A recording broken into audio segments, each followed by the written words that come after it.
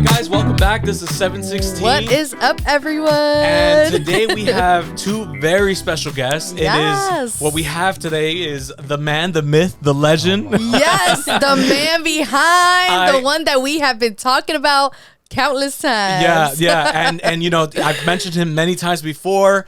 But we officially have him here. He is not too famous for us to be here. I know, right? You haven't forgotten But we us have yet. Misa and his wife, Maribel. Woo! So I've mentioned his name before, but for those of you who don't know, Misa was the one that started us off. I mean, 7Sixteen probably wouldn't exist if Misa wasn't here editing our videos. Mm-hmm. So Dude, Misa, it's very true. on an episode and in this podcast, I want to thank you. He did all the edits for us, and he helped us out. I mean, the minute that he got in our room, he was like, "Oh no, you gotta mess with these settings." He was messing up with our cameras and stuff. Yeah, just minutes before, like, we're talking now. Yeah, we were literally just before I started my intro. We were talking about the camera settings or whatever we were doing in the past and stuff like that. Talk and all of that. Yeah, but that's Misa. I mean, that's the guy. Like that's who you go to. That's the guy that you go to for camera settings. Wow. No, but we were we were talking about just the very foundational part of 7Sixteen, right? We were like, yo, that's crazy, because we literally started thinking what would have happened if we didn't have an editor in the beginning. I mean, thank God there was a solution now, right? But we were like, oh my gosh, there would have been no way that we could have even start this. And now obviously things have progressed and he's moved on, but we'll get to that in a minute. Well, yeah, we definitely will. But from him and I, thank you, dude. Thank you to you guys as well, because editing the podcast was not only just editing. I would listen to the podcast too, right. And I'll text you and be like, yo, yeah, this podcast really spoke to me, and stuff. And it was quite amazing. I used to love editing. It didn't really feel like I was editing. I feel like I was watching, being part of it as well. And fixing the little errors. And fixing the little errors here and there. And then when the podcasts were 3 hours long, I would have to sit there for 3 hours. Yeah, that's right. And I would tell him, like, man, this one's gonna be a long one, so I'm sorry. And I know he just sits down like, man.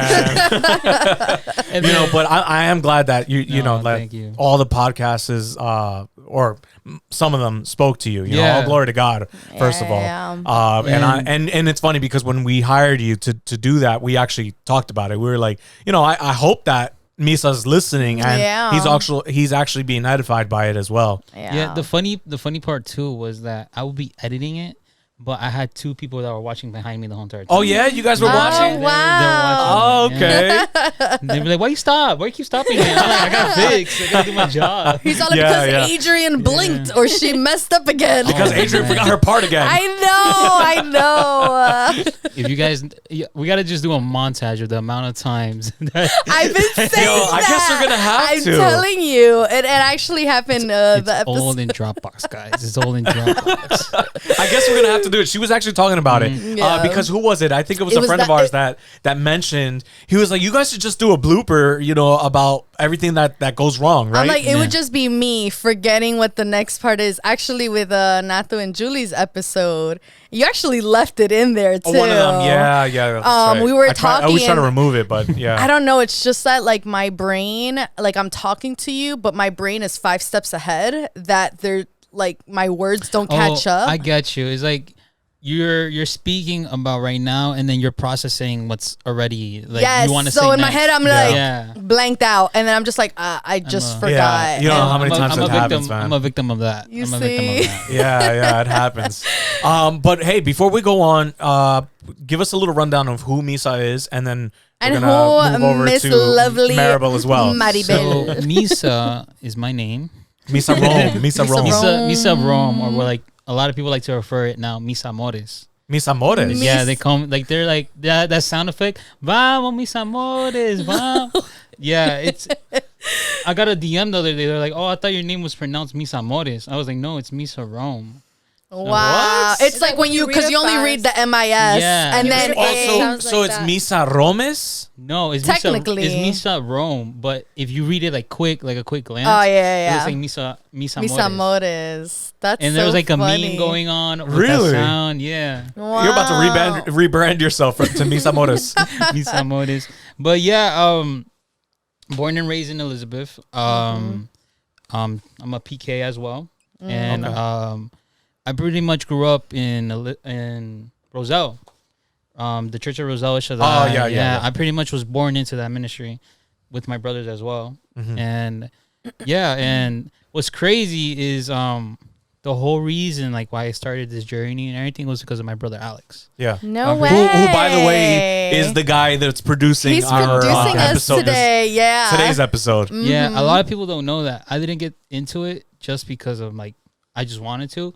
It was more as in like Alex, and I'm pretty sure we'll get into that. Yeah, no, yeah, for sure. Oh, yeah, Alex, that's so sweet. Yeah, that's me. I'm Salvadorian. That's another. Oh, you gotta insert that one. And do you guys have a saying as Salvadorians? Like, for example, if someone says Peru, they're like chimpu. Or like Costa Ricans, they say pura vida. Or like you guys say huepa for Puerto Ricans. Although nowadays Puerto Rican saying is a little more vulgar.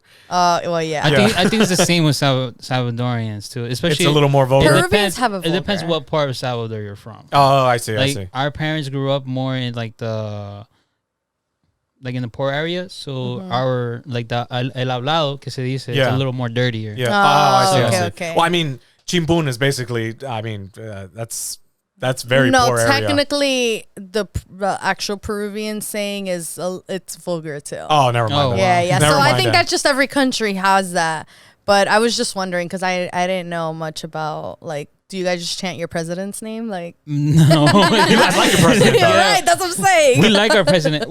Real quick, what's crazy is that we went to El Salvador and we asked people. Like when I went to El Salvador, we asked people what they think about the president, and they love him, but they're scared that he might become a dictator. Oh. Nah. Yeah. So? Well, that's a whole different topic right there. Nah. She's like my favorite But anyway, let's not get into politics, but we do love your president. Yeah. Anyway, 3 things you should know about me. I love God, I love my camera, and I love my wife. Aww.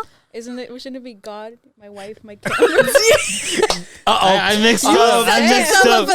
It's funny because I thought I'm over here just trying to hype you up so that way we can move on from that.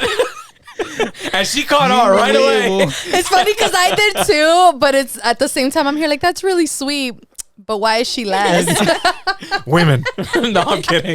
No, I get it. I can't help you, bro. I left coffee out. That speaks a lot. That's also speaks volumes. No, that's also above you.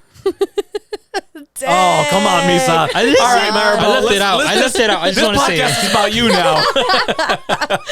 So, Maribel, tell us a little about yourself because honestly, although I kind of hate that, huh? I got nervous.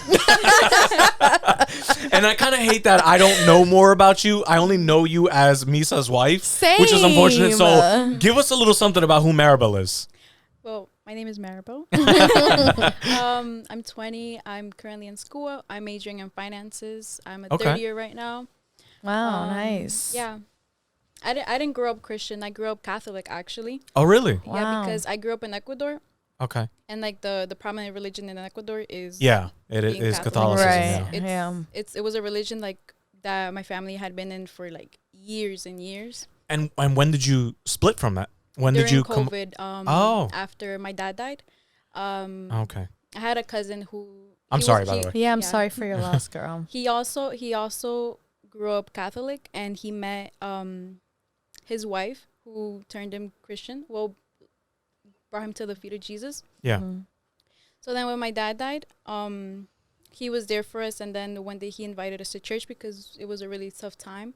And that's when he took us to his dad's church. Oh, okay. Yeah. Okay. Oh, wow. That's where she met this elegant man. Wow. Also, you guys met during COVID. Yeah. Well, yeah, because it was like. Why did I thought you guys were like high school? That's what I thought so too. I feel like you guys have known each other for a long time. Everyone thinks that. Yeah, I thought you guys were like together since high school. You guys give that old school love.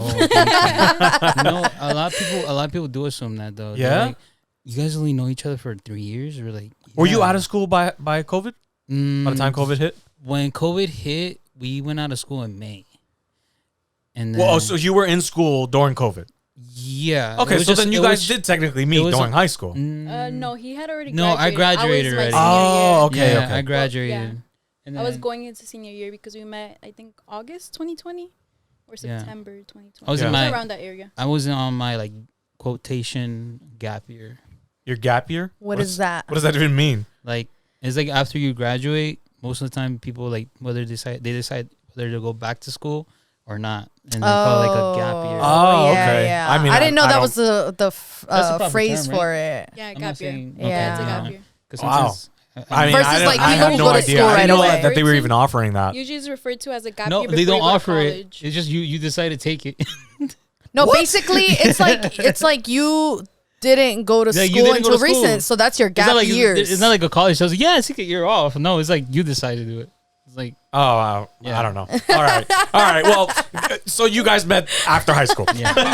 Yeah. That's good. That's good. Yeah. So a reason why we brought Misa onto this podcast is Misa's been blessed recently in such a way Yeah. that I mean, Like, it was when like a we snap of a started- finger. When we started, what were you? A little shy of 1,000 followers on Instagram? I was think shy it was over less than 700. Okay. Like Okay. 700. And when we started up again, and we mentioned that Misa had left our podcast Split ways. because he went to go on tour, he was at 18,000. Yeah. By then, he was at 18,000. He said it when he went to go on tour. Like I know. Well, I mean, listen, he received no lie when you told me that you were gonna go on tour with. Oh yeah, can we Yeah. talk Averly? about that for a second? No, Like, give me a second. What do you mean? just the impact of the news that day. Oh, so do you really want the depth of that? Yeah, a little bit. Why not? I cried, bro. I teared up. Well, this podcast is over. It wasn't. I'll tell you what. It wasn't like a sobbing. But I was hurt, not by you, but it was more of like, God, what are you doing? Like the moment. It was where just a happened. moment. It was Yeah. more like I turned to God, and it was like, you opened this door and now you're closing it. What are you doing to me? Right. You know, so I was like destroyed. And I knew that you were being blessed by it. I mean, you were kind of hinting it to me too, that before you said that you were officially not going to be And able you to actually help out. told me that too. He was all like, I think Misa's about to be heading out soon. And I was Yeah. all like, no, why do you say Yeah. that? Yeah, But and the crazy thing was that I was gonna see if I could manage both things at the same time. You did try. I did think try. you tried like For a one or couple two months. episodes. But the problem was more as in like I didn't realize how much time consuming my time was gonna become. yeah, Yeah, no, so- we kind of knew. And I think it was a good time for us to really recalibrate everything. Not even just the editing thing, but also just from like cameras to topics to just how are we gonna start recording, like how should our I guess segments be, because I know we Yeah. had a couple, so we were like, okay, how do we improve and make things better? Yeah, So it was so- a really good step back for us too, because Yeah. we were able to really recalibrate everything within Yeah, it. so the minute that you left, we, like she said, we recalibrated, but we rethink the whole like rethunk. rethinking, It's something. reworked the whole Yes. layout, the whole layout of 716. Reconstructed. Okay, reconstructed. All right, enough with the different words, the synonyms. No, but So we went from having the intros. I Okay, mean, you remember yeah. we had all the mugs and stuff like that, the mug shots. which we have all of our mugs. Yeah, still but there, like- we just like, you know what? Let's just do away with this. Let's be Yeah. quick with it, and let's just dive into it. and quick has never been the thing. No, Like, we're no, not actually no. quick with it. But, It's just but just to go back real quick, because I did say, so when we started up again, you were at 18,000, and now Misa is at 28,000. let's Damn. go. 28,000, Misa. almost 29,000 followers. Yeah. Yeah, This guy wow. went on tour and he got a tremendous opportunity. I would love for you to kind of like give our viewers an idea of who you're working with. I think I mentioned her, but just, Yeah. you know. So I got the opportunity to work with this girl called Averly Murillo. She currently is like really popping. in, Yeah. like, Yeah. Yeah. the Christian community because like of her age. That's like most like is her age like How old is she? She just turned 20. She just turned 20. Wow. And she started when she was, I think, 16. Wow. So it's like Gen Z, but also on fire for God. Exactly. And wow. So, like, most of her fan base is like kids around, like youth around our age. Yeah. But also, like, there's like people that are much older that also are fans of her. Yeah. Oh, yeah, for sure. I mean, I didn't think she was 20. I didn't think. Not that it matters, but I didn't think she was 20. I thought she was older than that. Because she comes off as super mature and super, like, just, I don't know. Like, yeah. When I found out about her age, like, I found out, like, she was when I met her, she was 19, but she just turned 19. Wow. Like, her birthday is in September. So I started working with them around November. So yeah. She had just turned 19. But it's also like the people that like I wouldn't say the management, but it's more as in like Robert Green. He kind of like been there like molding her in a way. Oh, like, I see. So she had a mentor in a sense. Exactly. In a sense, she had like a mentor, be like, hey, this is how you're supposed to do things, like this, and that. But yeah, like she's popping right now. Yeah. Yeah. And how is she as a person? As a person, she's loud. He's not like, I've written an NDA. Like I can't talk about it. She's like that Dominican loud, like very hyper. Very hyper. Yeah. Like, give her sugar. Yeah, you can't. Yo, oh my God, you Don't can't. Give her sugar. So she's definitely still very young. Like her energy's young. Everything about her personality is young. Mm-hmm. Okay. Like behind cameras, she's herself. Like, you know, you see like that Dominican hypeness. That's not herself. Like, herself is hyper. Yeah, I mean, like, don't get me wrong. The way how she worships. Yeah, like, she comes off mellow. Yeah. For me, she comes off mellow. She comes off mellow. Yeah, a lot of what people say is like the way like they see how she worships it, like on Instagram and stuff like that is one thing, but to see her in person, they say, "Wow, it's crazy." Like this girl leaves everything in the altar. Wow, like, she doesn't care like what people are looking at her. Like if her hair turns out to being a mess, like she throws it all in the altar, and then like. You know, it's amazing to see how someone serves God, but it's also amazing to see how genuine a person is too. Yeah. Right. With everyone. Like she's super nice. Her Maribel, like every single time she always asks me about Maribel. She always That's good. She's like, how's your wife? Yeah. She's like, oh, mándame saludos. Or even when they're together, she's like, yeah, Misael, yo no sé cómo tú lidias con Misael. So you guys gotten cool. You're going to have to translate that because I had no idea what you just said. Pretty much, she's like, yeah, I don't know how you could put up with me, basically. Oh, I see. I totally forgot that. Like, you're like, wait. That was a really fast Spanish. Yeah, I understand Spanish, but the casual Spanish. None of that, like, Dominican now. Yeah. He's Dominican. I'm not convinced. It's just when we're all in a room together and they're like, oh, where are you guys from? They say Dominican Republic. So I'm like, all right, sure, why not? Bro, you were the least Dominican person there. I was. Oh, my God. I was to them, apparently. But now it's like. Te convertiste en uno de ellos. It's like what they say, me dañaron. It's like what they say. Damn. Yeah, me dañaron. Is that how they see it? Yeah, that's like, most of the time when I meet people, they're like, tú no hablas, tú no te ves dominicano, pero hablas dominicano. I'm like, oh, no, es que yo soy de Salvador, pero yo ando con ellos. So they're like, that's interesting. That makes sense. I mean, they always say, though, like, when it comes to Caribbeans, their Spanish or their accent, se le pega. Like, it you catch on to it and then you start rolling with it. Yeah. If you're around them long enough. Especially you've been around you've been on them tour for, what was your longest tour, I guess, session? Or like time away? How long away? have you been away from home? I think my longest tour was just recently when I left for Chile and Argentina. I think that was longer than Spain. Did you go to Peru as well? No, not yet. No, not yet. Okay. It was because I think he went to Spain for about 2 weeks, but then he only came back for 3 days, and then he left for another like 17 days. Yeah, that was a long. Yeah, that was a long tour. We had Costa Rica, El Salvador, and Orlando, and then yes, that is I do remember that now. I came back home for 3 days, and then I flew out to Spain, and then for Spain I came back for 1 day, remember, and then I flew out to Oklahoma. Wow. And then I came back, and then from there I took a break for like a month. Yeah. Wow, yeah. And then that's where I flew out to Chile and Argentina.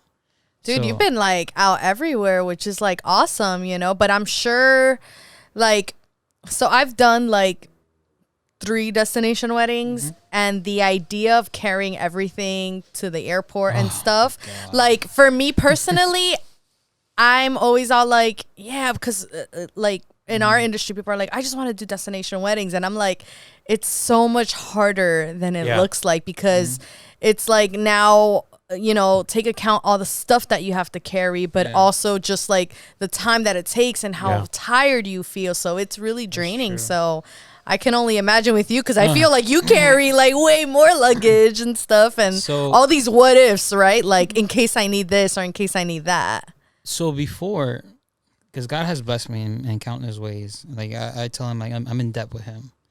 Like before, you are, bro. I am 100%. Even before this, though. Even before this, but saved your life. Ooh.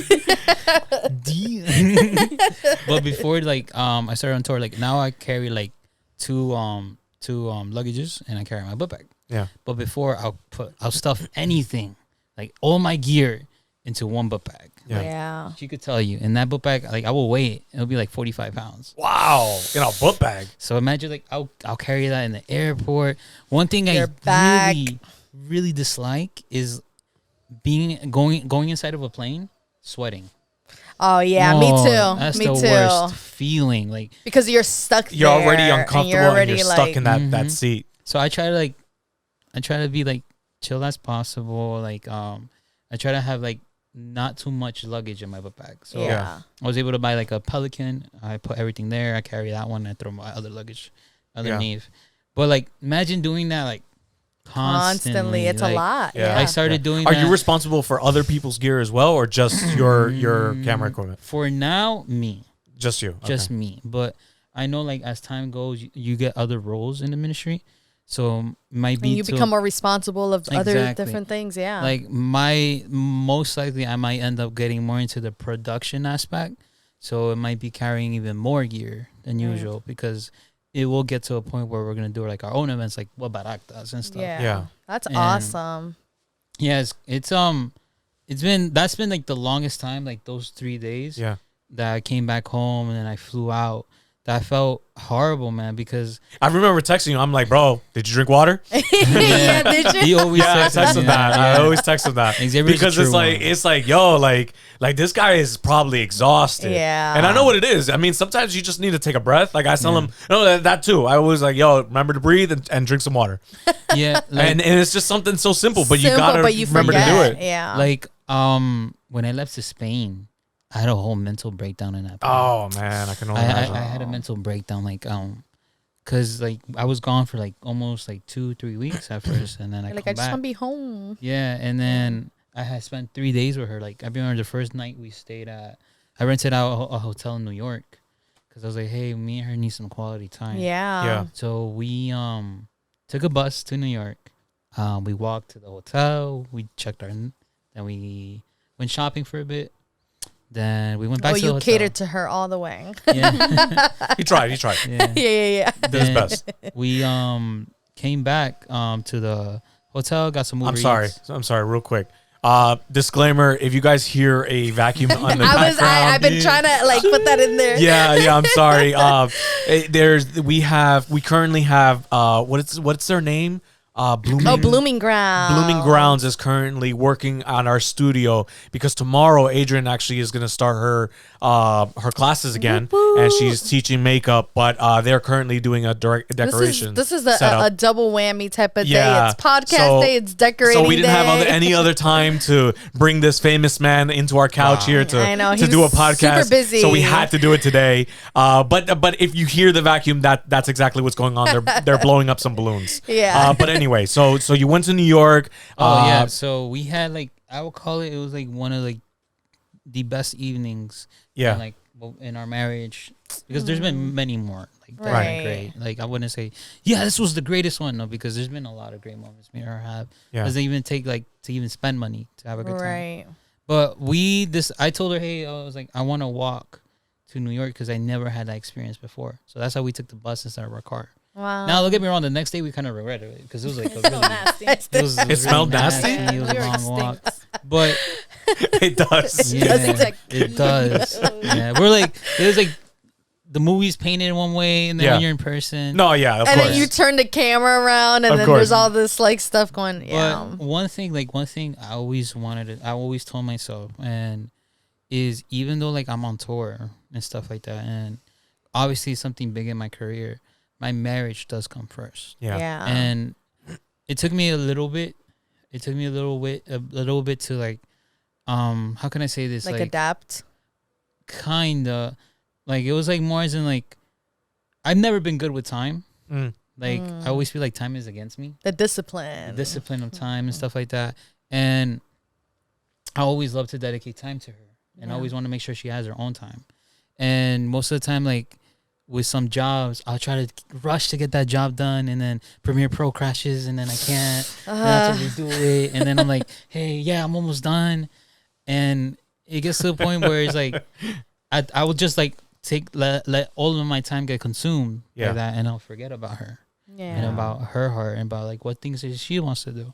Now it's gone to a point where I try like, let's say like I have a video that I need to export because I really want to send that out already, and it's taking forever. I'm like, all right, I'm gonna just leave that and worry about it when I come back. Yeah, because I noticed that like I'm not gonna let something dictate my whole entire life at the same time, because there's many more things I need to do. And I've told her, I'm like, hey, if there's ever a moment where I'm not dedicating too much time on you, like too much time with you, or if I'm not doing this or that, let me know. Yeah. And for I could like, because you get so caught up in it, and sometimes you don't even realize what you're lacking until like someone's like, hey, I mean, it's happened with us. Like, it's just, you're living different lifestyles, but at the end of the night, it's like you come together, which in this case, it's a little different because sometimes you're away. But there's definitely been times where I'm like, I miss you, babe. And then he's all like, I'm sorry. Okay, let's do this. And then like, let's go watch a movie, or like, let's go do this. So it's like that time, even like an hour or two in a day, it's like so important to like take aside. It's very important. And I came to like notice that even like the smallest amount of times could really be like, it could really, how do I say this? Like, can make an impact. Exactly. It could make it could really make an impact. And good wording, babe. And at the beginning at first, like when I was like getting used to like the tour and the deliveries, like that's another thing. Like what do you mean the deliveries? Like the turnaround time. Oh, the turnaround time is so after the tour's over, you have a specific deadline to turn around. Is it the tour or the concert that day? Event, okay. The event, not the tour. Oh, okay. I have like, typically it's a 1 to 2 hour turnaround. I mean, not hour, day turnaround. Oh, I was all like, what? Yeah. I'm like, you're still in the concert. With Barak, they be different though. They like, you gotta, by the end of the night. Sometimes they want it like that. But wow. I put my foot down. I'm like, hey, if you guys want something good, like, give me some time. Yeah. So you've done a video for him. Yeah, I've done a couple events with them. Didn't he like tag you or something like that, or something happened? They did tag me for the first one, but and Barak is even more famous than Averly. I think he has a bigger name than Averly because they've been around. They've been around because they've been around way longer. And their recent album just got nominated also for a Grammy. Oh wow! So that's awesome. So you've even had the opportunity to work with Barak. Yeah, it's been a blessing, to be honest. Yeah. I'm so sorry. No, go. I'm sorry. No, you're good. You go. Because like, it's crazy. Because with Barak, we used to sing their songs like in church and stuff like that. We still do. Yeah, still do. Yeah. It's like I never would have thought like I'll get to the point where I worked with them. I'd done a video with them. Yeah. Even with Robert, I kind of have like, I wouldn't say a relationship. Like, it's kind of more of like a acquaintance. Right? Can we explain who Robert is? Like, who exactly is Robert? I know that you said this person is discipling. So they're the manager, the mentor. So Robert Green is Barak, the face of Barak, technically. He's the singer. He's one. Also, Barak isn't his name? No, a lot of people didn't know that. I didn't know that either. I thought it was like his name, like like a Barack Obama. Like, so Barak is made out of is basically three people, which is Robert, this other guy called Haniel, and Angelo. But Robert, since he's like the lead vocalist, he's kind of sometimes like, he's like the face, like that's what people say. I see. So like how Adrian Smash Brush, but really she's Adrian. Okay. Yeah, people call me. But they were the like, brand is Smash Brush. I always thought that was his name. Yeah, I did too. Okay. I did too until they started saying, "Oh yeah, we got to talk to Robert." Like, who's Robert? Who's Robert? Like, I mean, I just did it myself. Like, can we explain who Robert is? Yeah. Like, who's Robert? Robert is the one that mentored Averly into where she is now. Yeah. Because now going back, like, I'm making the connection. Mm-hmm. Yeah. He's like, they call her. They have a nickname for her. There's basically Chiquita. They call her that. Chiquita. I mean, that's cute. That's like a term of endearment. Yeah. So like I got into work with them, and it's been a blessing, and hopefully I could say this, but I'm pretty sure I could say this because it's gonna be released by then. I actually got to record a music video. Hey, let's Chile. go. For who? Bro. For Averly. Robert? No. For Bob? for Bob. For both? For Averly. Oh, for Averly. Okay. It's a new song that's coming out. Okay. Wow. I was just on the phone with them just the other day. Like, we did a Zoom call. Yeah. And just to make sure, like, the final details. So it's something pretty big. That's so exciting, dude. I can't wait, yo. Send it my way right away. I know. Real quick though, I do want to put a pin to that. Because I also want to know like your side of the story with all of this. So before we get into her side of the story, because we did start talking about marriage, and that's definitely something that I want to touch on. Yeah. I just wanted to ask one last thing before we dive into that. Okay. When did you get the opportunity, and how did that come about? Ooh, wow. Okay, so you want the full story? No. Okay. The summarize. Like, the full story I know is the extended part. Just like the summary. Version. Like who reached out to who? Did you like give your did you just like shot your shot or No. So when I knew about her, I knew about her song because her song came out a couple months before. Like, Derramo Mi Perfume came out. Oh, with Montesanto, right? Yeah. Oh, okay. I heard those songs, and when I heard those songs, I was working in AutoZone full time as a driver. Wow, what a doing parts. just listen, knowing that's what God does. Wow. Yeah, and the person who actually introduced me that song was her, because she was listening to it on YouTube, and I was like, oh wow, I like this song. So I would listen to it, and then I'll be driving, and be like, damn, my God, I wish I could work with a ministry. Wow. Crazy. So I got the opportunity to work with these people previously. It was in 2020. That song came out in 2021. So in 2020, I was working with these people, Crystal Joanne.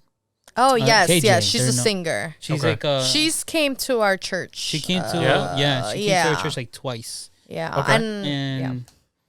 And right there is where I met this guy called David Pin, which he does videos for Alex Urlo. He's with them full time. Oh wow. Wow. He does videos for me at San Marcos. So me and Penn formed a relationship because me and him actually were in that ministry. We did videos for that ministry. We started with that ministry. Yeah. Wow. So fast forward 2 years later, we still have a good communication. We're always talking. He texts me out of nowhere. He's like, hey, dude. He was like, can I talk to you? I'm like, yeah. He's like, oh, so do you know this girl called Averly Murillo? I was like, yeah, of course, I know. I've heard of her. Yeah. I didn't know she released like 3 other songs. Though. Right. I just remember like a year ago I knew those 2 songs and that's it. Yeah. So he was like, yeah, so I've been doing work for them and stuff, but I'm pretty much in high demand with Alex Urlo and with San Marcos. And he's like, I can't. All this name dropping, bro. Like, I'm like, oh, I'm big sorry. Names. Right. Bro, I'm really grateful for him. Big names in the industry, but it's all to the glory of God. No, of course. So, he hit me up around August of last year, and he told me, he was like, listen, dude, I have this girl. I won't be able to be full time with her because like my schedule's getting pretty packed. And he's like, I wanted to know if you're willing to like work with her, like if you're willing to take that position. Obviously you'd be taking my position. And I told him, I was like, I was just coming off of doing ministry. Yeah. I took a break from it. And I was like, yeah, sure. Like I brought it up to Funny how God works, right? He's not like, you thought, like. And I remember I brought it up to conversation where I was like, hey, I got this call from Penn, and I was like, maybe it's a big opportunity. Like I got a little excited. Yeah. Fast forward though, I didn't hear nothing from him after that. I didn't hear nothing from all through September in October. And you were like, oh, it's probably so just... I was like, oh, probably it was just something. Yeah. What year was this? This was last year. Last year. Okay, so that's when you mentioned it to me. Because you had hinted me that you have a possibility, like an opportunity coming up. Yeah. And then that's when we started doing our that was right before we started doing our bigger production, like the whole, when you start, do all when we ask the couples think questions, alike and all like that. do all men think alike, do all women think alike? That was when? That was this year or last year? That was last year. Oh my Lord. Yeah, time flies, bro. That was last year. So then, it must have been because I remember I heard back from him in November. And when was the Mia San Marcos concert in Brooklyn? Was it in November? Well, I got to. She's like, girl, keep track of your schedule. Actually, no, that was after. Okay, so I heard back from him in November. I still remember the date. It was November 10th. And like that week, he hits me up. He's like, hey, dude, I'm gonna pass you the number of the manager. Of whose manager? Of Averly's. Oh, Averly's. Okay. Yeah. Okay. Averly. I'm like, Averly's. I'm like, Averly's? How does she say her name? Her name technically is Averly. Averly. Is Averly. Well, technically, and everyone calls her but Averly, how does she say her right? She says it Averly. Like English. I heard them Dominican now. It's Averly. Averly. Yeah. Okay. Yeah. So that's how I'm gonna start saying it now. You want her full legal name? I know. No. But if she has a bank account, no, I'm kidding. I'm sorry. You want to know who it is? No.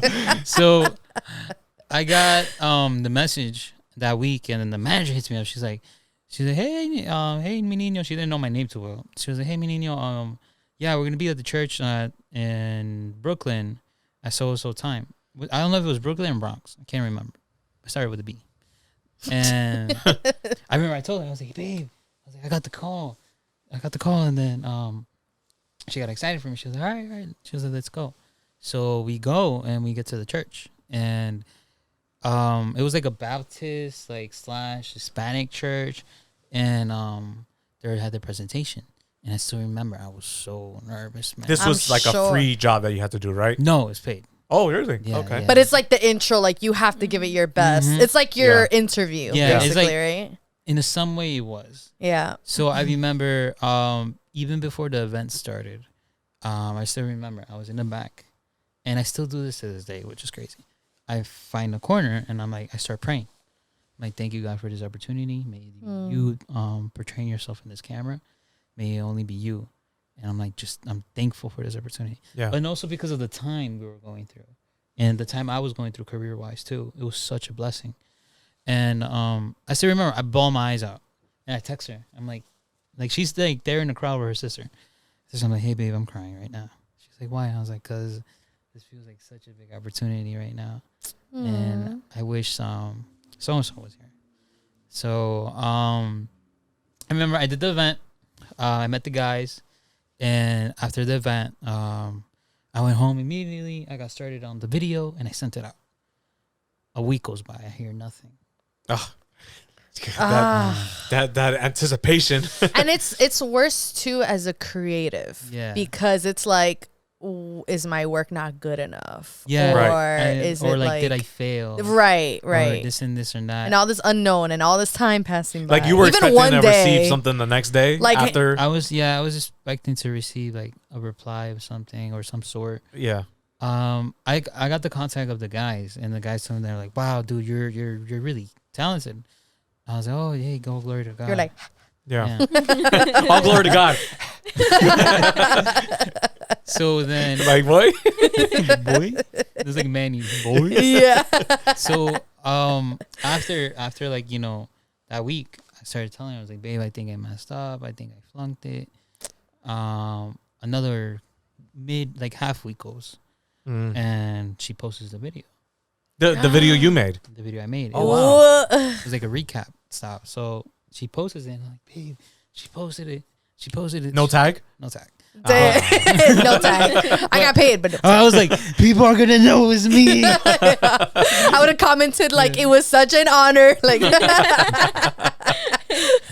but yeah, that was the first one, and then I got in communication with Pin again, and then Pin told me, he was like, hey, can you help me out with the San Marcos concert? So this is me getting into like the event. Right. Yeah. So I mean, you asked it's a different world. Yeah. Yeah, and that's like the power of the power of the tongue. It's insane, man. Because if people think that God doesn't listen, He actually does. Yeah. And I was able to I did the music concert with them, and she was there, the manager and her, and they remember, and you're like, hey, I'm like, hey, what's up, hey guys, and this and this and that, and then she told me, the manager, she was like, I need to speak to you, and I was like, oh, okay, and then she left it like that. Then I got a contact from her again, and she was like, hey, we're gonna be in Patterson, can you come through? I tell you, I had the worst. I think I had like the flu or something. You were sick that day. He was like, dude. Yeah. Sure. Dude, he had an infection. Yes, like, sure. I'll come. No, he was on some heavy like antibiotics. Dang. It was bad. I was like a zombie. It was pale. So the motion effect was really just you dizzy. Like, wow, it was natural.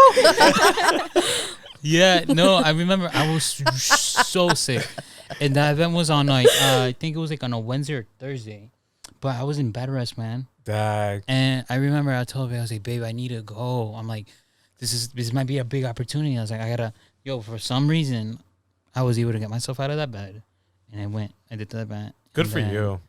I sent out the work. Again, it happens. Doesn't post anything. But at this point, you kind of know somewhat. No, but still, it's like he's sick. I know. So what if it was bad? At this point, Homie was drowsy off a NyQuil. At this point, it wasn't really like. So my issue, and it kind of still happens to this day, I never been 100% sure about my work. I never. Not that I need approval. Yo, and that's that he's good. Do you feel like that now? Sometimes. All right, well, let me stop you right there, bro. Like, just even seeing the work that, like, because I mean, obviously, like, I've asked you to do work like for makeup stuff, right, which is totally different.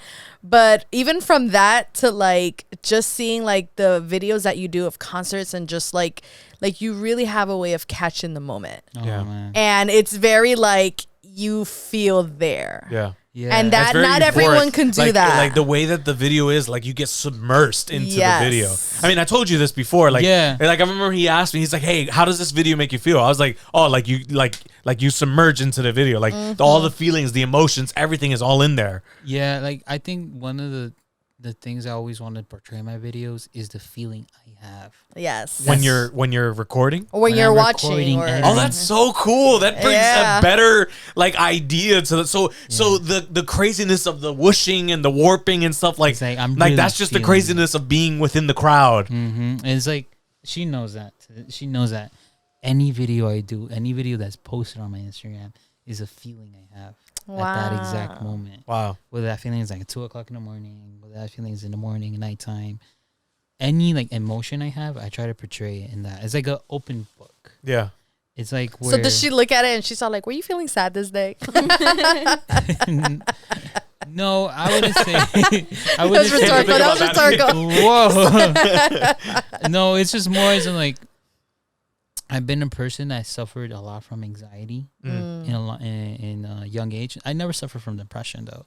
It was just mostly anxiety and overthinking. Which would make sense why, you start to worry or you're not sure of your work and stuff like that. So going to that moment is like my anxiety will kick up, my overthinking will kick up. I'm like, man, I did a file, and I'll look back at the video and be like, what did I do wrong? What did I do wrong? Yeah. To this day, I still do that. I still look back at my videos and like, where's the mistake? Wow. Like there has to be a mistake here somewhere, because not everyone is perfect. Like not every single video is perfect. Yeah. So I remember I looked back, I was like, where's the mistake? Did I do this did it feel too emotional? Did it not feel like it was telling a story? So I remember she posted the pictures of the event. I was like, damn, maybe she didn't like the video. Oh my gosh. So, you're like, but I'm a video, because you do both, I know, but you focus more on videography, right? Yeah. Do you like doing photography at all, or is it like, okay? I started as a photographer. Oh, you started off as a photographer. And then I went my way into video. But this is like where part of the story is where things start getting a little more intense. Like where I'm about to get like the position that I'm gonna get. So I remember that event happened, and then this guy Penn hit me up again. He's like, "Yo, I have an event for you for Lady Goodman." I was like, Lady Goodman. I'm like, she's still around? Yeah. I'm like, I didn't know. Damn, yo, that's messed up. I didn't know. I was like, damn, she's still on tour and stuff. And then he was like, yeah, it's here in the Ritz. Okay. Oh, okay. He was like, I already passed all the information. They're gonna text you. A week of the event, no message. 3 days to the event, no message.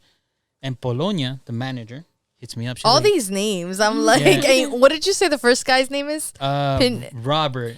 I know you weren't about to say that. What? Okay. No. But that's what I'm thinking. Oh, okay. What is the guy that you said called you? Pin. Oh, Pin. David Pin. She's about to do a SpongeBob so reference. I'm thinking Pinhead. Pinhead Larry. Yeah. No, just Pinhead. Like, isn't it Pinhead Larry? The whole thing. That's another thing. Oh, okay. His name is David, but his Instagram name is David Pin. Oh, I see. He just recognized as Pin. I'm like, Pin. Yeah. It's like, sorry. I knew it. Side note. Anyway. Back to so the day of the event comes, and then the manager of Averly, Polonia, she told me, she was like, a week event. She was like, mi niño, she was like, I have a Fuego de Poder event here in Brooklyn. There's gonna be Redimido, it's gonna be Barak, and this other lady called Roland. Oh wow. Wow, yeah. And this other guy called Paul. And Paul. I just like all the names. Barak, Redimidos. Hey, Paul, I love you, man. If you watch this, I love you, Paul. So, she told me the day of the event comes, and then I got no message. She was like, vente pa acá. She was like, I'll pay you even double if I need to. Wow. Okay. So, you were like, yes, you do.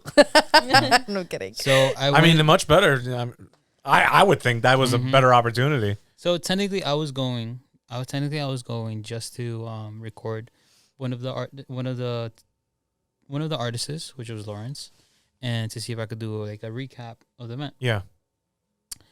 I get there, and I meet the videographer Barak. His name is Agner. He's done all the music videos of them, and he does all the videos of Averly, Grupo Grace, Lawrence. He's big. Yeah. I should know him. I didn't know him. So I met him, and then I was like, hey, nice to meet you. And he was like, Bologna said you're going to work with him. I was like, oh, hey, man, nice to meet you. He was like, yeah, I heard of you. She was like, Bologna sent me some of your work. And he was like, hey. Dang. But you don't know who this guy is at the moment. It's like, oh, they sent me some of your work. You're amateur, but. You were like, I don't know who this guy is, but okay. I mean, compared to him, I was like, damn. Yeah? Wow. So, and that's like, when I see his work, I'm like, that. I'm always nobody compares. Goosebumps, bro. Goosebumps. And I remember, he tells me, he's like, dude, I'm tired. I was like, can you do it at the Milo? I'm like, yeah, sure, why not? It's like gotta like. And I was freaking out because I never heard a song of Redimido, just the song that you had with Barak. Yeah. That's it. Yeah. I really didn't listen to Redimido like that. So imagine doing a video for someone that you never heard, kind of. So yeah. I remember I was panicking. And what's crazy is I did the event. I was able to meet them and stuff. And then I must get started on the recap. So the next day I'm getting started, and a lot of people know this, but she got into a horrible car accident the next day. Oh, I do remember. No. I do remember. I couldn't do the delivery. I took and because I was like, this is my priority. Right. I'm like, forget about this. Yeah. This is my priority now. So I remember I attended to her, thank by the glory of God she's still here, because it was an accident that she shouldn't. Yeah. It doesn't make sense. Wow. There was a tire off of the car. Doesn't make sense. I don't even know how I pulled over. Dude. You pulled over? What? Yeah. What? She was like, with no tires. With I no saw that. I tire. saw the pictures of And that. it was parallel, which was insane. Yeah. Like that's how Wow. you know God was just protecting her right there in that moment. Yeah, I saw those pictures. I'm like, Mm-hmm. wow. And I was like, that's like the moment I was like, forget. Like I was gonna get started on an edit, and then she calls. She's like, babe, I got in a horrible accident. I remember I grabbed my keys and I go running to my car and I just go see her. And then the next 2-3 days, I just I was just worried about her because I was like, all right, you're doing okay. She was like, yeah, I'm fine, but we got to figure out what we're gonna do with the car. Whole thing just to get that car out of the turnpike, out of the pound. I'm sure, yeah. Wow. So I ended up giving the video like 3 days later. And then the guy, Agner, that was in charge of it, I was supposed to send the video. He was like, hey, dude, turnaround times for these are crucial. I was like, yeah, listen to this certain situation happen. And I was like, well, whether it's my delivery time or not, whatever happens. I'm like, if I get the opportunity to work with, I'm assuming you did explain to them like what happened and stuff. I did explain to them. So yeah, but it's like, but I know at the end of the day, production is production, and at the end of the day, it's not their problem. Yeah, right. Yeah, but what I was trying to say is like for those that are watching, you know, like this is just a perfect example of, you know, whatever happens, no matter what it is, if God has something for you, it's yours. Yeah, it's absolutely. yours, and no one's gonna take it away from you. Not an accident, nothing. The devil can't touch you. Not an accident, not your own anxiety, not competition. Yes. Yeah. What is yours is like has a stamp. It happened to her before too. She was worried about competition and stuff, but you know, what is yours is yours, and she just kept going forward, and her business is where it's at because she's has God in front of her. Yeah, and I think that's like one of the things too. Like I always said, in our relationship, God is first. Yeah. No matter what, and we always keep each other on track. No matter what. So that happened, and New Year's came. I got married. Oh yes, that's right. Wow, all of this happened in between. Dude, you had a crazy year. That was a really fast year. Last year, I'll tell you, last year was my year with God. That's how I saw it. I'm like, this year is me and you. And I recorded a video previously to that year. You remember that video, right? I was like, this year, I'm not gonna do anything. I'm gonna just let things roll. Wow. I'm gonna just let things roll. Let God take the wheel. Yeah. And that's awesome. That's such a great act of faith too. Wow. Yeah. And we got married. We went on our honeymoon. We went to London, and we came back. Yeah. And then I remember it was my sister's presentation. Remember Abigail's? It was my little sister's presentation, and I get a call. This is like a month after everything. Yeah. I get a call, and then very last minute, it was like 2 a.m. She was like, the manager says, she's like, Misael. She's like, oh my God, can you come tomorrow? We're gonna be in Brooklyn. We need someone to do media for us. Damn, Brooklyn and Bronx love you, bro. Yeah. And those drives aren't easy. Yeah, they aren't easy. They're like, we have Pin. He couldn't make it because he was supposed to make it, but there was like a miscommunication on the time. This is Averly's manager, right? Averly's manager. Yeah. Okay. So I remember I'm like, oh my God, babe, I have my sister's presentation. She was like, so I told her, I was like, I could make it, but I could only make it for like the first couple minutes of the presentation. She was like, that's fine, just come either way. So I went, and I did the presentation because I was like, all right, maybe this is the one I need. Mm-hmm. So I did it. I did the media. I did. And everything. This is after the whole Redimido thing. Yeah, it was a month after. Yeah, it was a month after. And well, almost 2 months after because it was in February, and then that event I think was December 10. So I go, and then that following weekend, after I go, I did everything, the delivery. The manager hits me up, and at this time I already am familiar with the guys, so like I'm very close to them. I'm cool with them. Like, you know, we have communication and stuff. I wasn't like close like what I am now. Right. I remember the manager, she invites us to a retreat that they're having as a band. So we want to invite you to a retreat. We're gonna be it's just for us to prepare for our tour. I'm like, oh, okay, but I'm like, I just saw it as an opportunity. Like, oh, they want me to go record. She was like, I want you to like, you know, record behind the scenes and stuff, things that would never get released to the public, but that are for the ministry. So I'm like, okay. She was like, bring your wife too. So okay, let me see if my wife could go because she was doing online school. Oh, okay. So I was like, babe, they invited us to go. It's so and so with a couple of things. I'm like, can you go? I was like, I don't want to go alone. I was like, right. I want you to go with me. So if you can't, it's fine. We'll stay. So she was like, we could go. She was like, my classes are online and stuff. Yeah. So I went. The first day, we spent it together. We talked, we conversated, like the first night, right? And then, was it that same night or was it the next day? Did they ask you? Yeah. The next day. So the next day it was a retreat. Everyone had to wake up early. I didn't feel like I was part. I didn't know I was gonna be part of the band, so I kind of slept a little in. Yeah, but they were downstairs for like, yeah, they were like, should I come in? Should I? They were downstairs around like 7, 8 o'clock, and I went downstairs. I joined them. I started recording. They started praying. They were giving a word, and then we had a break, and then we ate lunch with them, and then we went into another word altogether, and then there was a worship session. And then after all of that, I remember Robert's cousin. He's like the pianist and the leader of the group. He calls me into a room. He's like, "Hey, dude, can you come to a room real quick?" I was like, "Okay."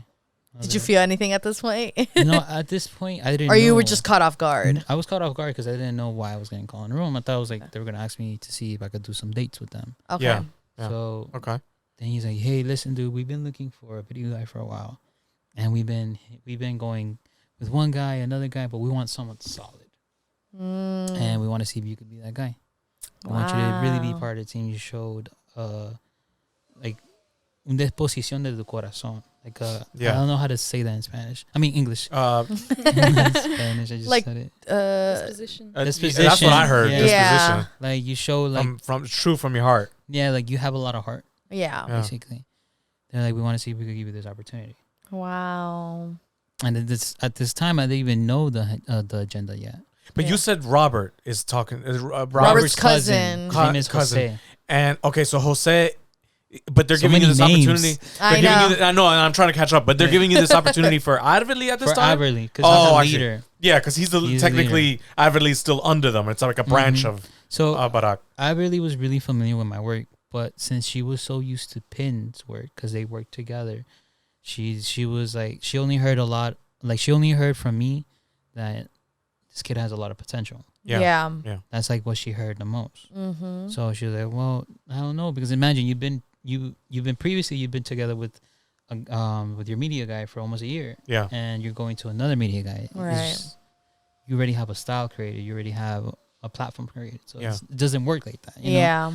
So she was really like, okay. She was like, yeah, So they gave me the opportunity.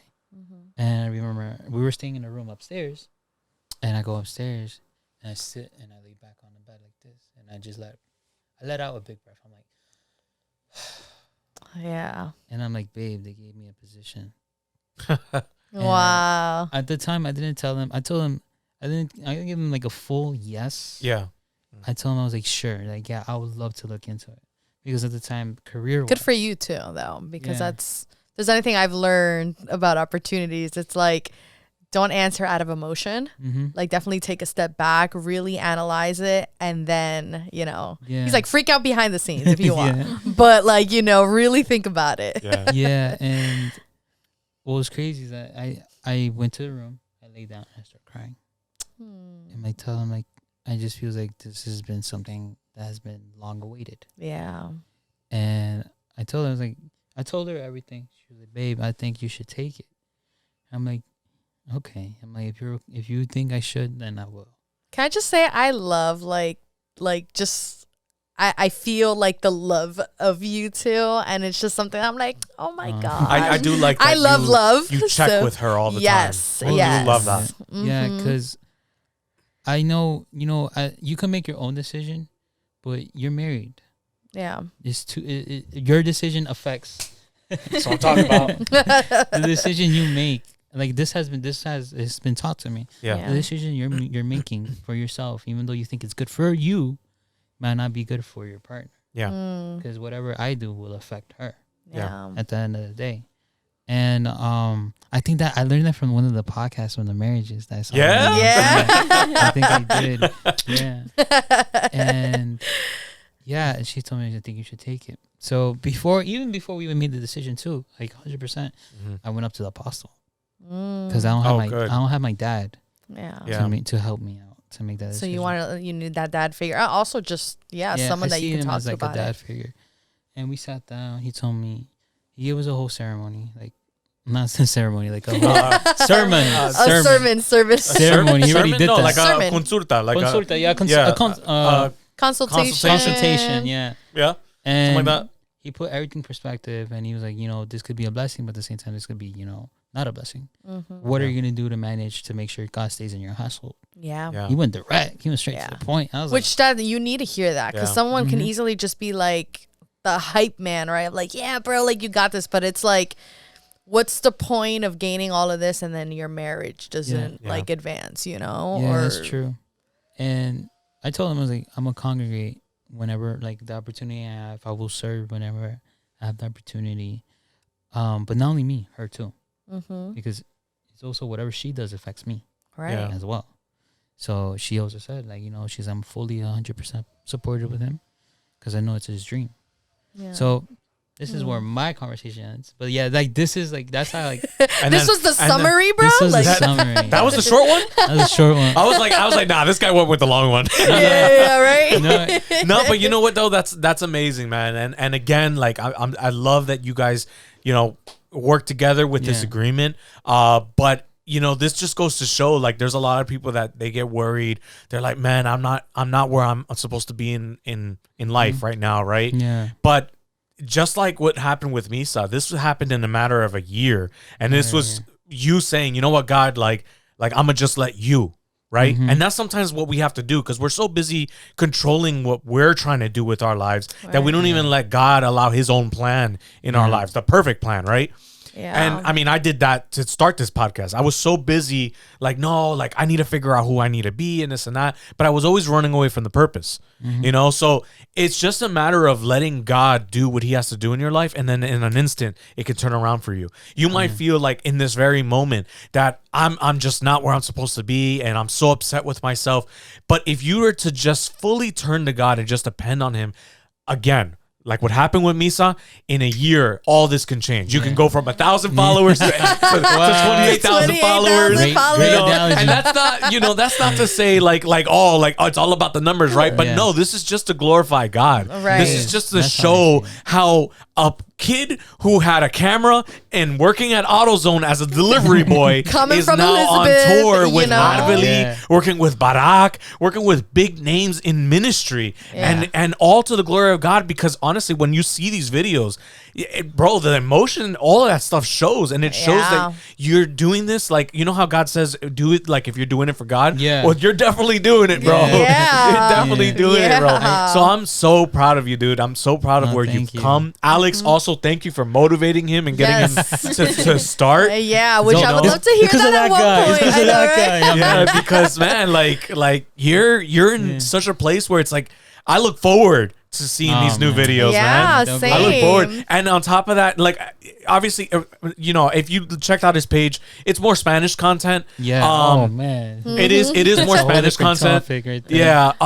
But he's kind of showing people how to make videos, and there's not enough of that for the Spanish community. I feel like you're showing me, bro. And I'm here like, I have my iPhone. Yeah, like his most recent video was talking about like videos, like the sound effects and the swooshing, and I'm like looking at it, I was like, yo, this looks really good. Yeah, and it's super informative, and all you have is what, a minute and a half? Like that was 30 seconds. That was 30 seconds? Yeah, dude, good job, bro. It's funny because I don't know if you posted something like last night or something, and I see like your timeline, and I'm here like, there's a lot of sound effects on there. Oh yeah, you guys work with Premiere. Yeah. So it's like I don't fully know how to make it happen, but I know all the lines and what a lot of the things mean, and I'm like, why does he have like 10 tabs for sound? That was the video, and wow. Most of those videos take up to 2-3 hours, even though they're 30 seconds, or even the recaps. Yeah, they take their time, but I make sure I try to do a good job, not because of my name. I do it for him. Yeah. Because going back to like what you said, like, obviously I'm here for God and stuff. And, I've been told things too. I've been prophesied things too. Yeah. And one thought that came to my head, like just like last week, was God's plans may change, but His purpose in you will never change. With the purpose that you have. And that's crazy because when Giovanni Barreto came, right there, I had a flashback. You're talking about like that Friday? That Friday, yeah. Okay. I had a flashback to what was prophesied to me. Yeah. Prior to here. Wow. And it was that she told me, she was like, you're going to be going, vas a ir viajando las naciones. You're going to be going to nations. Wow. And I thought, like, I have a calling of a pastorado. Like, it's been told to me 3 times, like, hey, you're going to be a pastor. But I didn't know I was going to be pastoreando con mi cámara. Like, in a way, I didn't know. Wow. Yeah. Like that's how I see it. Wow. Yeah. No. Because you know, like these videos, like they're so and the way that the algorithm picks up, right? So these videos are so entertaining that it's just pushing content out, and you never know, somebody that didn't realize, like, or not of the faith, right? They see this video, it's like, oh wow, this looks really good, and then they start paying attention, and then who's Averly? And listening that's all to it the takes. lyrics Like and that, then listening, and it's like, wait, what's going on? That 30-second video could be like a seed planted. Yeah. You know, they might be there for just the tutorials, but little do they know they're listening to worship music. Yeah. Right. So it's like you're in your own ministry. Although you're working for a ministry, you're doing a ministry in the same time. Yeah. And you know, just to, like, you know, so just to finish that off, because I know she needs to talk. I don't want to take no, yeah, we're basically we're at a point where we're enough of it. We're gonna mute him. Yes. Turn off his mic. So speaking of, I talk a lot. So like what you say, like the algorithm. I've gotten messages of people that tell me, "Hey, dude, you inspired me to create in my church," or they're like, "Hey, man, like I was watching one of your videos last night, and I was really depressed, but you motivated me to go out and create, to do videos." Wow. They're like, "Thank you for being such an inspiration." Wow, And dude. when I God. when I receive those messages, I feel like when I see those messages, that's why I feel like in debt with God. Yeah. Because one thing I always wanted to do was inspire people the same way I've been inspired. Yeah. When I saw my first video and stuff, and it's so heartwarming to see how God moves even in social media. Yeah. And yeah, that's like Wow. That's awesome, man. But all right, so let me mute myself. not to cut you off like that, but enough of you. I do have a question, because, you know, we talked about marriage and we talked about how he checked in with you and stuff like that. I got to ask, what was in your head the minute that you received this news that he'll be working with Averly and that he'll be on tour?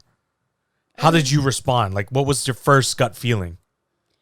My first feeling was to support him all the way. I immediately said, yes, you should do it. I know this is what you want to do. Like, I'll go all the way with you. And like a lot of people ask me, like, why? Like, why do you let your husband like just leave you for like Really? months? People ask you that Mm-hmm. in a discouraging way, or just to be curious and I think Spanish and nosy? both. Spanish and those. Yeah, because a lot of people, like it's your first year of marriage, like that's like the most important year. Like what are you guys doing? This is gonna break up your marriage or things like that, right? Yeah. But it's like I see it in a completely different way, because like before all of that, like, let me know if you don't want me to say this. No, you could say it. But before all of that, he was like in a really, really dark place. Like he was working with a lot of businesses doing like their marketing videos, and he was doing really good. Like he made like hella money out of that, right? Yeah. He was really good, but he was in such an unhappy place and like such a dark place with it, because he kept telling me like I feel like I'm not doing what I'm supposed to do. Like I feel like I'm supposed to be like doing something for God. Like I feel like I'm supposed to be using I'm supposed to be using my talent for God. Like God gave me this talent and I'm not using it. And it was for a couple months that he felt like that, and like I didn't know how to help him, because it's something spiritual. I can't really help you like figure out what exactly you're supposed to do. And then so he goes through this dark place, and then he gets this big opportunity, and it's like the first like bit of excitement that I had seen like in him, like with his work, with his camera. So you see, so it's like it's that like that's why I allow it. That's why, because it's not, it's a sacrifice, yes, but he's doing it for both of us, not only for himself. Yeah, because he's you know, that's money coming in. You know, that's how it has to be at the end of the day. Like we talked about things, and you know, there are times where we get to talk to each other at the end of the night when it's time to go to bed. Yeah. You know, there's a lot of people think that, oh, you know, like you guys got a business and this and that, but it's not that simple. Like there's times where we don't communicate because we're so busy. We got so much going on. Yeah. So, you know, biggest thing, support. Support is what you got to do, and communication. You guys have to, like, you know, make sure that you guys are okay with each other. On the same page. And also, bro, get people out of your business. Yeah. You know, like people will always try to like drop opinions, like unsolicited advice. what works for you isn't going to work for us. Yeah. Right. And what works for us isn't going to work for you. Right. Yeah. You know, so you guys are doing really well. I love the way that you guys communicate. I love how you just keep asking her, like, hey, what do you think about this? Like, he keeps validating like, it's like her, a consultation. and Like, that's the first thing that I always told her. I'm like, hey, you know, like, I want to go to you because I know that God uses you, and that's a woman is used in that way. Yeah. Man can't be alone. Why? Because God uses that woman to guide us in a sense. Sometimes when we're too busy trying to maintain, and we're too busy, like how am I going to figure this out and this and this and that? They're listening and they're patient. So listening to your wife is probably the best thing you can do in a marriage, because that whole idea, like, oh, the wife's always right, whatever. But sometimes it's true. Sometimes it's true, right? I'm not gonna say it's all the time, right? It's like 99.9. But listen, we've been together for a very long time. Yes, I'm at a point where it's like, yo, she's right a lot of times. God uses her. Okay, it's not to her glory, but it only makes sense to listen to your wife. It really does. And I'll tell you something. I wouldn't be here, if it wasn't for God, and if it wasn't for my brother. But most importantly, like, I wouldn't be here if I didn't have her in my life. Yeah. Because she's like, man, like, I'm about to get emotional. About to get me emotional. Maribel, like, we got somebody over here giggling. Yeah, I hear it. Yeah, like, Maribel, like, she's seen things that people haven't seen. Yeah. The things I had to go through, the things I had to endure to, like, live, to even, like, see this dream even possible. Yeah. Because there was a moment where it wasn't. It really wasn't. There was a moment where I had that UTI application. Oh, yes, to the good mechanics. I had a Lincoln Tech also. And That's so funny. In the Keene University one. I had like 3 options too, because I was like, this is not working out. You didn't feel comfortable. I didn't feel comfortable. I wasn't happy with my decision. And it wasn't like 100%. Like, I would be like, yes, I'm going to college. I was like, damn, dude, I'm not happy with this. And I'll tell her, like, babe, I really feel like I shouldn't be doing this. Like, I really don't. And she'll always be there aconsejándome. She was like, babe, she was like, I know, but you need to think about your future. Yeah. You really think. And that's like where God puts certain people in your life for a certain moment. And then, like, those people don't stay the whole entire time. And that's what happened with me. Yeah. And when she saw things were, like, adding up to the puzzle, she was like, babe, you have my full support 100%. She was like, go. She's like, go all out. And, like, she'll keep me on check too. She'd be like, do you respond to that client? Did you send this to the client? Did you send that contract to the client? I was like, oh no, I didn't. The wives. Like, yeah. Sound a lot like me, girl. Yeah, and, like, there's certain jobs that, like, I personally didn't want to go to, because I was like, damn, I'm tired, I'm exhausted. She's like, babe, you should go. What if this is your opportunity? Yeah. And I'll go. Wow. She's calladita, pero. Legit. She's the woman that made me into a man. Yeah. Like, I don't know if that's manly enough to say, but, like, no, there's nothing wrong with that. There really isn't. There's a growth that happened. She really molded me to the man I am now. Yeah. And if it wasn't for her, like, I really don't think I would have what I have. Yeah. Like, honestly. And so we heard the supportive side, but how do you feel? Like, when he's away for a long time? Because all right, so let's look at it this way. Let's look at it more of you giving advice, right? So Misa can't be the only person in the world that's on tour. I mean, there's musicians on tour, right? I mean, there's also like military that are leaving people. their wives behind. Yeah. There's also military, right, that are leaving their wives behind. So as a wife, how do you feel? We know that you support him, but is there something that you can maybe give to another wife that's currently feeling down about the whole thing? I mean, it gets very difficult, like, especially like during like the month of like June and July, where he was gone. I only saw him like 5 days in 2 months. Yeah. Wow. It gets really, really hard. And, like, at the beginning, it's like, okay, like, time will fly by, and then like week 2 comes in, and then you're like, damn, I miss my husband. Week 3 comes in, especially like when he's they're like they have shows like almost every day, so he can't even answer you. Yeah. Like I text him like, hey, like how's your day going? Did you eat today? And I don't get a response till I'm already asleep because of like the time schedules too. Yeah. Wow. Like what, like really hard, like when it would be like morning here, it'd be nighttime over there. When it'd be like morning over there, it'd be nighttime. And like I have work, I have school, so like. Yeah. You're only catching each other up. Yeah. Whenever you can. That's one thing too. Communication is very important. And that's like one of like the key things in a relationship. No matter where I am in the world, if we're together, we're not together, we're always gonna communicate. We're always gonna communicate. Yeah, come on, Mr. Editor. Sorry. You know the sounds. I felt like I was talking to you guys. But yeah, and I think that's one of the key things. Yeah, that's what I was gonna say. Like, I think my advice would be like work on communication, because like even if you can like literally communicate like every second of the day, having like that communication, like are you good? Like are you okay with this? That's very important. Yeah. In a marriage. Wow. Does this cause, and answer this if you want to, right? But does this cause any frustration or arguments? Or like friction. Friction might be the better word. You want me to answer? Or you want to answer? Depends what's your answer. For those that didn't hear her, she said, depends on your answer. Because I think you said that a little too low. Salimos de esto. ¿Qué yo te dije? We got to talk in the car, babe. So, when I come back from tour, I'm not going to come back and be like, oh, we got to do things like this. We got to do this now. And I'm not. Yeah. I'm not. Like, even though I am the man of the house, I can't do that. Yeah. Because like imponer and like I have to, like, when I come back, she's my priority. Yeah. She's your what? I'm sorry? Priority. Okay.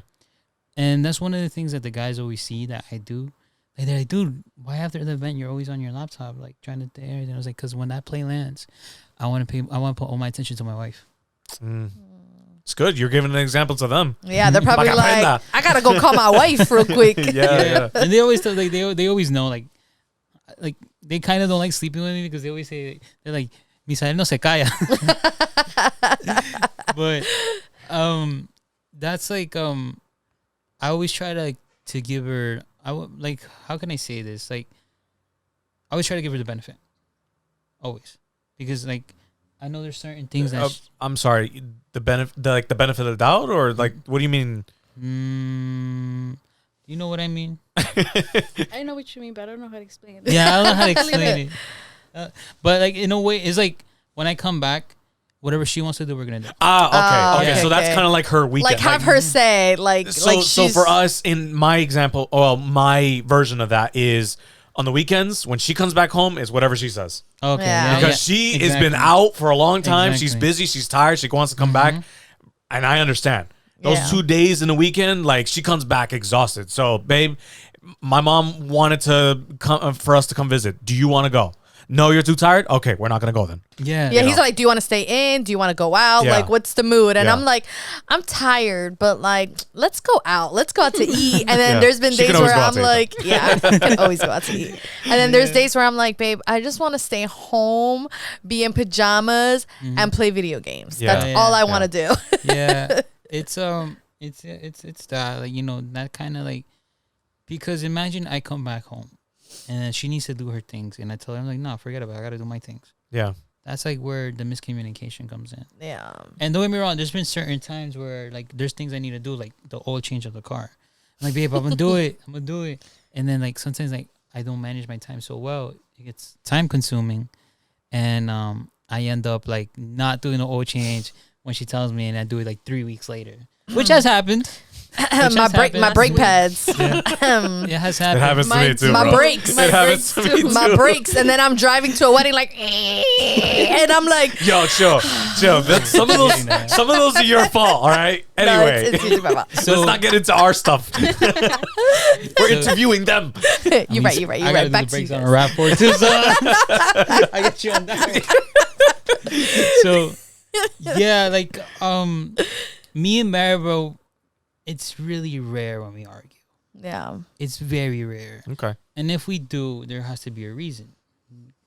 And most of the time it's because men don't listen. So he admits it. Yeah. So he's not listening to you. No, I do.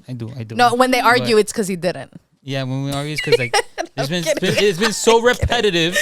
It's been told to me that I haven't done it. And then it crashes because you didn't do it. Exactly. That makes sense. She's over there just quiet, like, yep. I'm glad you know that. I'm here like I'm glad you're self-aware. Right.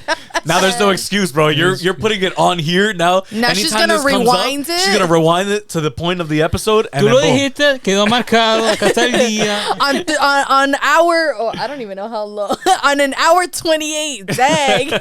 Yeah, like we had a date just recently, and we try to have like a lot of dates because I'm gone.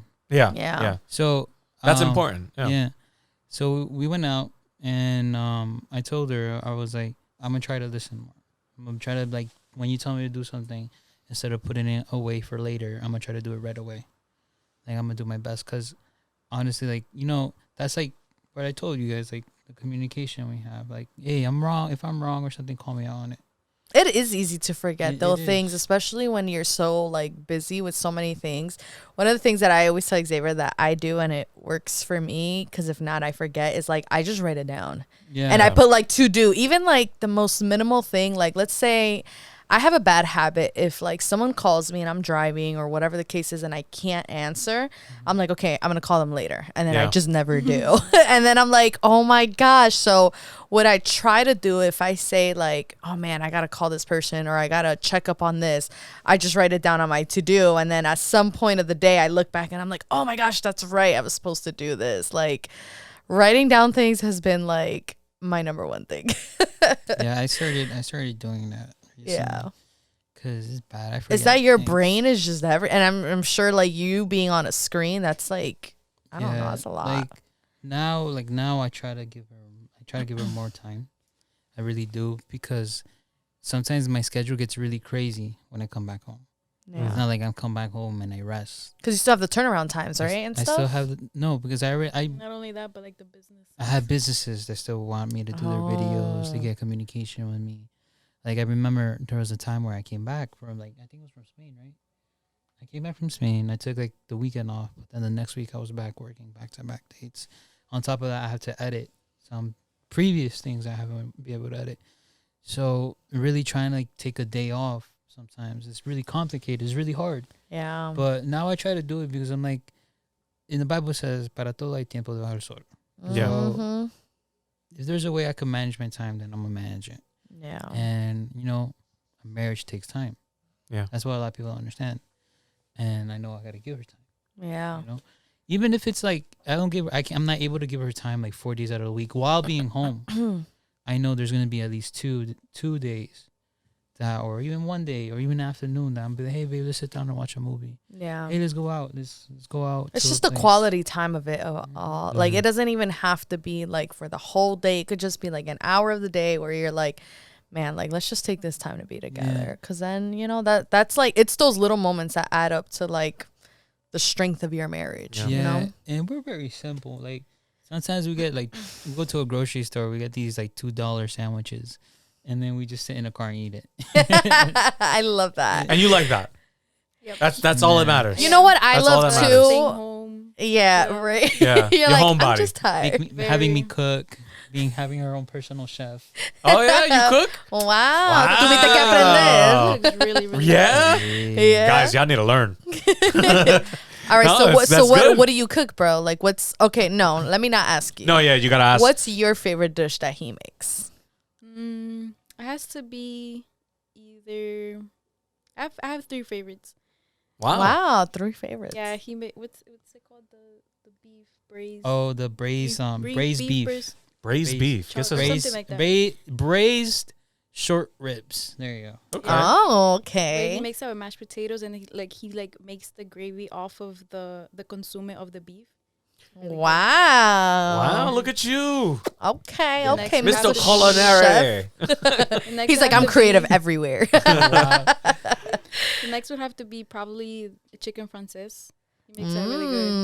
And his chicken Alfredo, his baked chicken Alfredo. Baked. Alex, he has at it. Where did you learn how to cook these things? We're getting a thumbs up from the So, producer right now. He's funny- like, Funny story. I actually was. Oh my God, another story? No, I'm kidding. I'm kidding. He said, "Why you have so many?"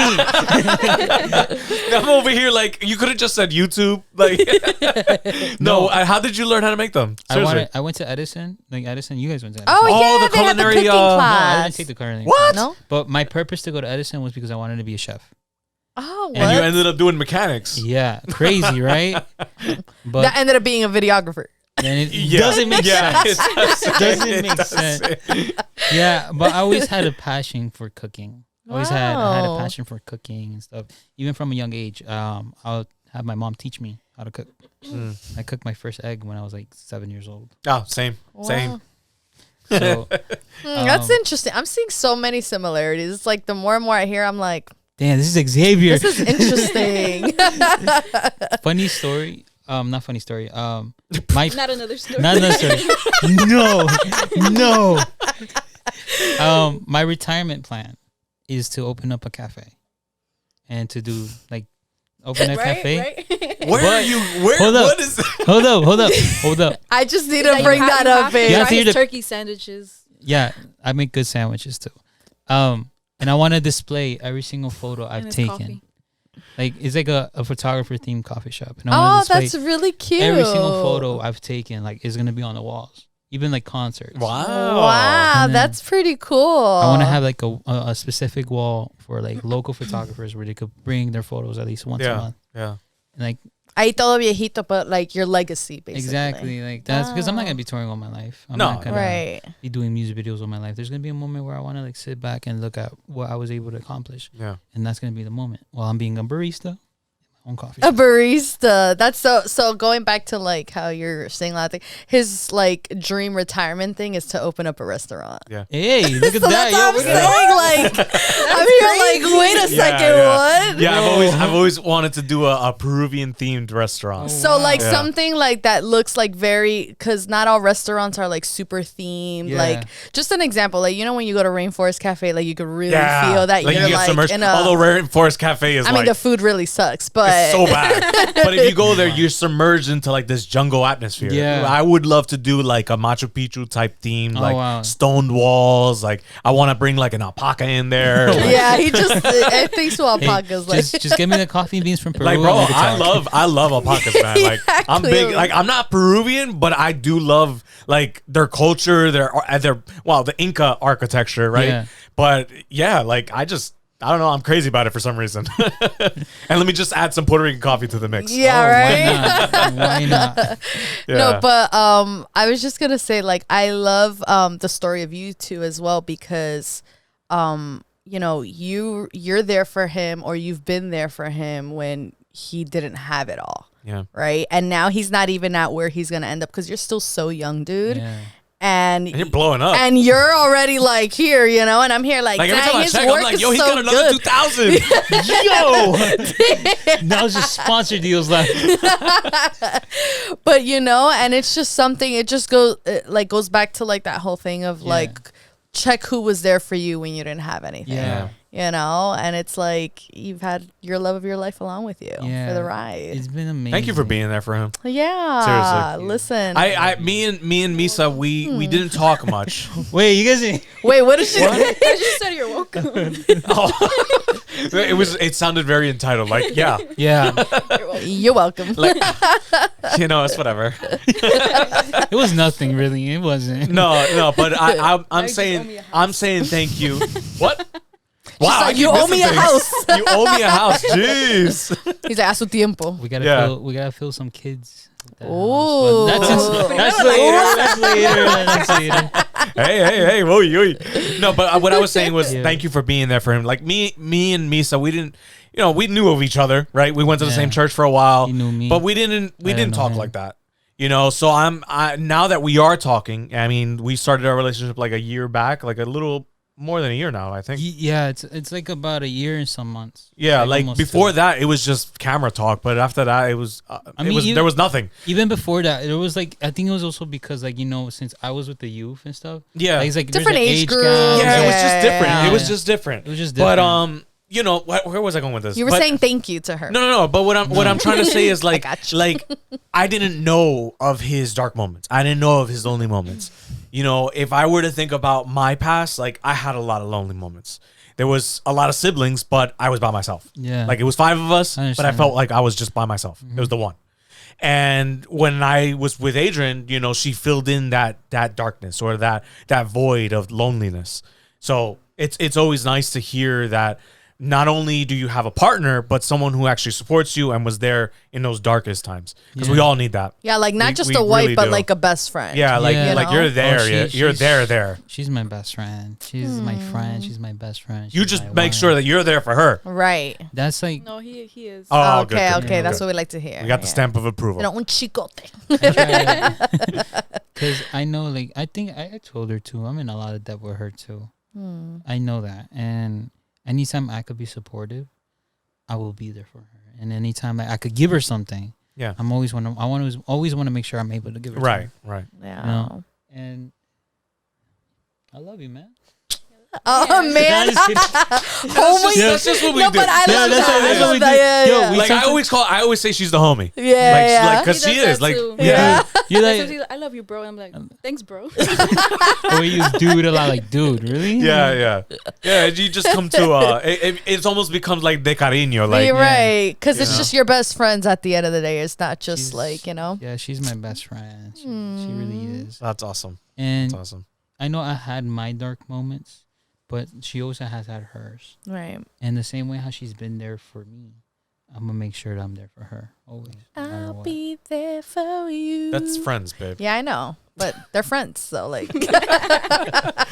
That's awesome. Yeah. Actually, I do have one more question. Maybe we can summarize it this time. But it depends. Sorry. But he did mention, he said sorry.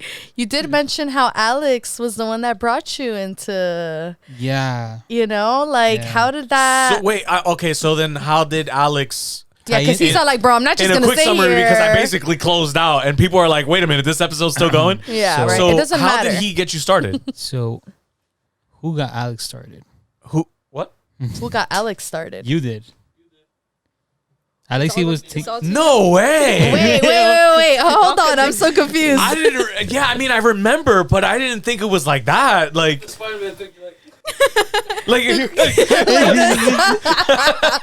Wow. Yeah. So Alex used to take pictures in AYC. Yes. Yeah, I remember. A lot of people know that. So I used to go to AYC just to go to AYC. And I see like Alex, you always take pictures of people worshiping and stuff like that. Every single time like the photographer will come around, you always want that Instagram picture, so you'd be like this. The ones that are taking those memes. I'm here like, yo, that's Misa, bro. People are like, that's the shotgun. I try to be respectful. But there's one service where Alexi had to serve and he had to take pictures at the same time, but he wanted to play drums. So he told me, he's like, hey dude, you want to try out the camera and like try to take some pictures? I was like, okay, sure. I was like, I didn't think much of it. I guess. So like, how do I do this thing? What's exposure? And I would watch YouTube videos on like how to take pictures and stuff like that. And then that's where I found these people, Manny Capollo and Peter McKinney. Okay. And Peter McKinnon. Yeah. So then I started watching more of these videos, and Alexi was teaching me as well. Mm-hmm. And that's where this whole new world opened. And I got so attached to it because at the time it was where I was suffering from anxiety. A lot of people didn't know that. It was just something between me and my mom. Yeah. So this was like kind of like my therapy. And like your outlet. Your distraction. Yeah. My distraction, my outlet. It was just a hobby. It really wasn't to be projected like this. Yeah. And Alex kept mentoring me. He kept telling me, he was like, hey, he was like, this is how you do it. This is how you edit them. And this is how you're going to like deliver them. And fast forward, I got my camera and then my own personal camera. And then that's where I started doing my own thing. Wow. That's so awesome. He was there for you to like, wow. And let me just say, you and like your brothers, like you guys are all so talented. You guys have like something to offer in every way, and like I've just seen the creativity in different areas. Yeah. But you guys are all creative, and I'm just all like, wow, that is amazing, you know? Yeah. So like it's just nice to see it. And you guys are all so different. Yeah. And creative in different ways, but creative. So it's so interesting. The funny story, the funny thing, I guess I'll see story. Like, story. Story. I keep hitting my hat on this mic. But what's crazy is when we're growing up, Alexi and Joel were always talented in music. And I always wanted to do music. Like, I always wanted like. And tu canta como un gallo. I said he sings like a rooster. And I could have never learned an instrument for some reason. I was trying to learn guitar. My guitar broke. We're not gonna say how. Alex's fault. And I broke my hand, and I couldn't play some chords. So I could have never learned. And I always wanted to do music. Yeah. Not knowing that I was gonna be surrounded in music. So it's like that's what you said. So funny, right? We all have like all my brothers. We do different things, and and the beauty of it is that it's all surrounding the glory of God. It's all ministry. And that's one thing that like. You know, because Alex is an amazing drummer. I know and apparently an amazing producer. Yeah, right. It's funny because I remember one time we were doing practice for Sunday, and like sometimes he'll just remix things, but like he'll make me think of other songs, and I'm like, Alex, you think I'm not noticing the beat that you're doing? And he's all like, oh. But yeah, like no, you guys are just all so creative, and like. It's one of those things where I'm like, you know, I know that your dad would be so proud of you guys, you know? Yeah. And it's just beautiful, honestly, to see you guys that, you know, I know that life has moments where sometimes, you know, being a Christian isn't easy. You know, there comes with struggles. There comes also like the maintenance, right, of like keeping that relationship with God. But just to see where you guys are now, like, you know, I encourage you guys to keep going on strong and, you know, keep on inspiring, because this is just the beginning of your story. It's not even where it ends. Amen. I take that. And one thing about me and my brothers is we always try to communicate to try to see we all three of us could serve one Sunday. Aww. And it's such a beautiful feeling too when we all serve together. When all three of you. Yeah. And then hey, you got your younger brother. Yeah, my little Jonathan. You know, let's see what he's gonna end up doing. Yo, I want to see what he does. Yeah. But it's amazing when we're all three serving each other, like serving the Lord. We're not only serving the Lord, we're serving each other as well. Yeah. It's like fulfillment, right? It feels like fulfillment. It's like, you know, it's like, yes, it's the three of us. We're connected with God, but we're here because of the roots of our dad. But we're still here. So it's like a statement. Yeah. So the devil's like, hey, we're the Romeros. Yeah. Yeah. That's awesome. Yeah. Thank you guys for my gosh. having me and my stories. Yeah. Thank you for coming out, you guys. I mean, obviously the you know, like the testimony itself, and anybody watching, they're gonna see like how your life quickly flipped around, and all it was just, God, I'm gonna give it to you. Yeah. I'm gonna just let you do you. That's like the one I always tell people that. Like now, that's one of the things I always say. Always let God take control. Yeah.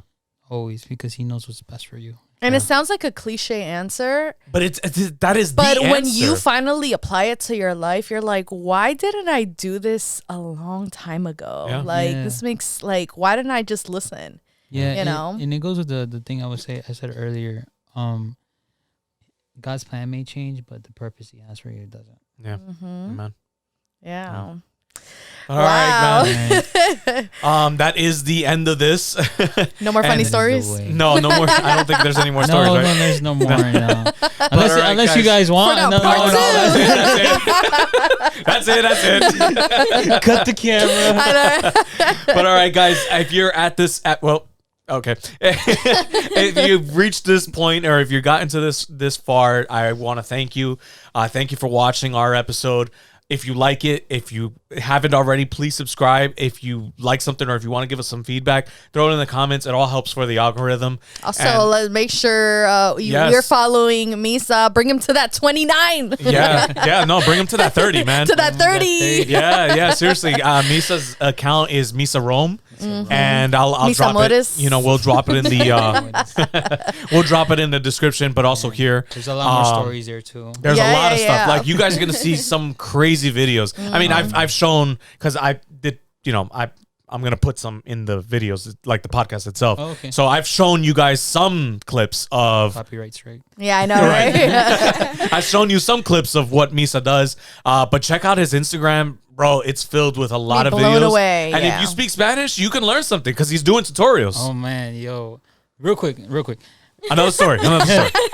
I had to learn Spanish. You had to learn really Spanish? Had to learn Spanish. You didn't My know? Spanish wasn't that good. Wow. That's a fun fact. But with that, we end this episode. Bye. No more stories. Hey, I like his stories. His stories I've never heard. No, I like it too. Actually, I had to learn. I'm here like listening to him like, dad, bro, like, this was the short version. I'm here like, pobrecita Maribel no ha hablado todavía. No, yeah, like